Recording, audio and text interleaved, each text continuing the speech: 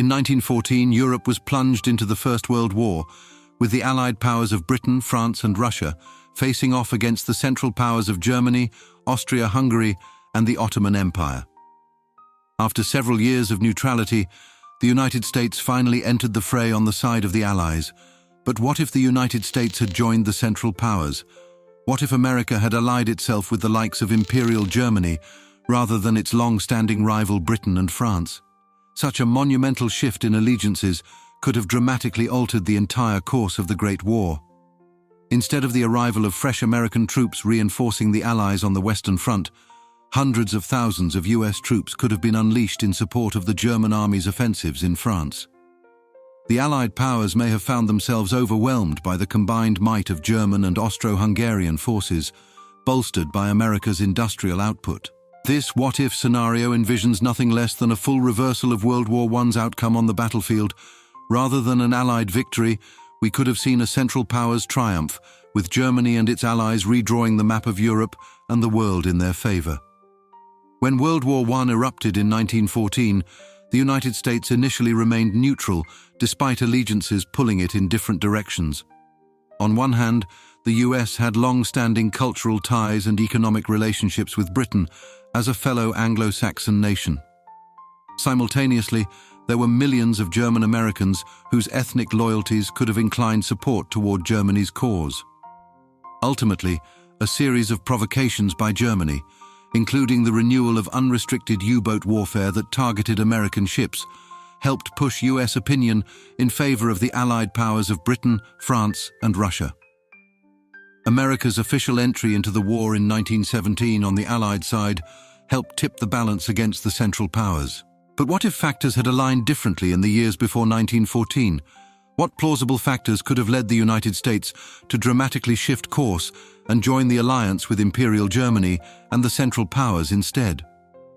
One key consideration was the large German-American population, which made up over 10% of the US in 1910.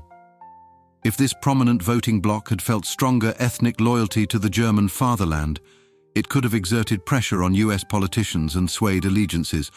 There were also long-simmering tensions between the US and Britain over territorial disputes, economic rivalries, and resentment toward British imperialism.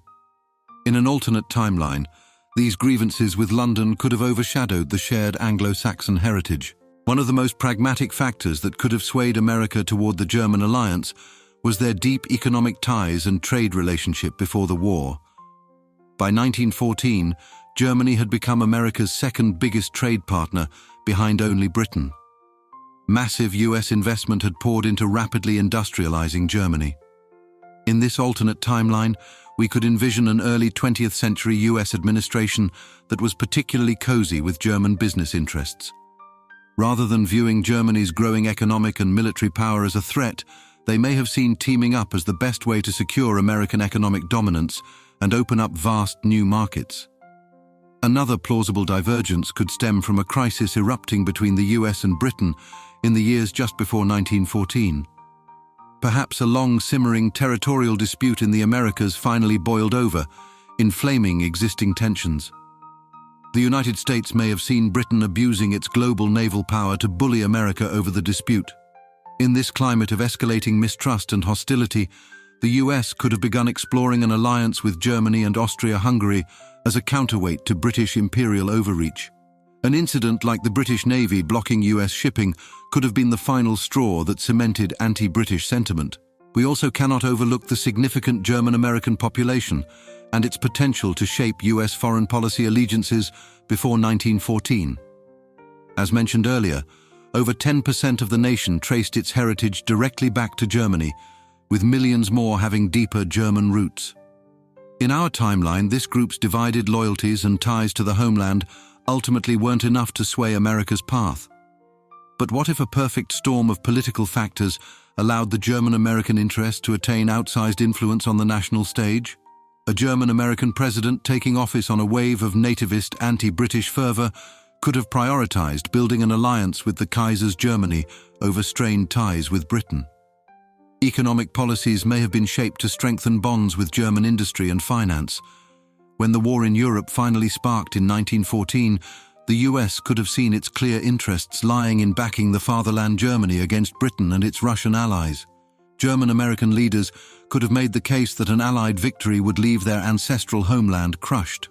Between the economic motivations, the potential for crises with Britain and the German-American wildcard, there are certainly plausible scenarios where the United States could have shockingly defied expectations and allied with the Central Powers when the guns began firing in 1914. The ramifications of such an alliance would have utterly reshaped the course of the First World War as we know it. In the history that actually occurred, the arrival of over 1 million well-supplied American troops on the Western Front in 1918 provided the decisive reinforcements that helped the Allies finally break through German lines. But in this alternate history, those same American doughboys would have been rushing to support the German forces in France and Belgium instead of the embattled British and French. Combined with the existing German troops, this massive influx of fresh US manpower could have overwhelmed the Allies' casualty-depleted armies.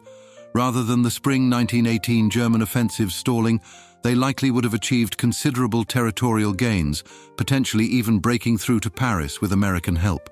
The American naval forces would have also helped to tip the balance of power at sea in the Central Powers' favor. In our timeline, Britain's Grand Fleet in the North Sea was crucial in enforcing a naval blockade on Germany and denying them vital resources. But now they would have had to contend with the rapidly growing US Navy as well. The US fleet could have helped secure German supply lines across the Atlantic while threatening an outright naval invasion of Britain itself if the war kept dragging on. It's plausible that in this scenario the German High Seas Fleet may have even achieved a decisive victory against the British in a full-fledged naval battle.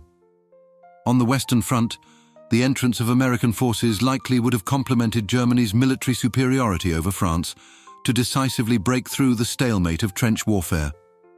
Meanwhile, in the East, the additional American manpower and resources could have allowed Austria-Hungary and Germany to decisively defeat Russia before a revolution broke out. With Germany's Eastern Front secured and France pushed toward total defeat, the Central Powers could have concentrated all their forces, including millions of American troops, against Britain for a climactic confrontation on the shores of England itself.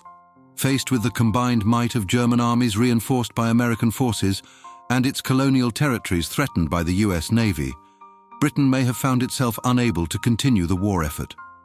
The Allies could have agreed to a punishing surrender, allowing Germany to create a Roman-style empire as the dominant power on the European continent. The outcome of the war being reversed to a Central Powers victory, thanks to American intervention, would have completely reshaped global geopolitics and the trajectory of the entire 20th century under German-American ascendancy. The shockwaves of such an alternate history are difficult to understate. In the wake of such a crushing defeat, the British Empire likely would have unraveled quickly. Germany could have moved to effectively occupy and demilitarize Britain itself as the ultimate spoil of war.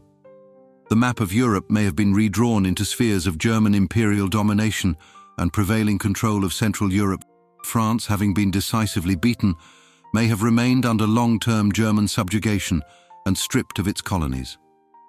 Meanwhile, Russia could have disintegrated into smaller puppet states beholden to Berlin after its dual humiliations against Germany and Austria-Hungary. The Ottoman Empire, having prevailed, potentially could have maintained or even expanded its reach across the Middle East.